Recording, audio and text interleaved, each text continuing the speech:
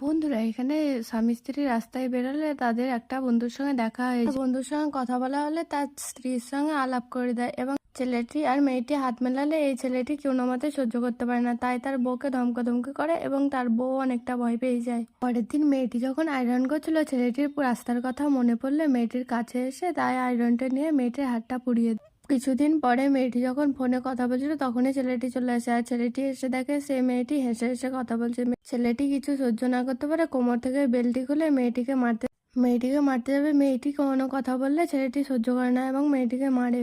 তারপরে মেয়েটির কাছ থেকে ফোনটি নিয়ে দেখে তার মার সঙ্গে কথা বলছিল এবং ছেলেটি নিজের ভুলটা বুঝতে পারে। একদিন পরে মেয়েটি এসে জানায় ছেলেটিকে আমি প্রেগনেন্ট এবং ছেলেটি বলে এটা কি করে, আমি এখন বাচ্চা নিতে পারবো না।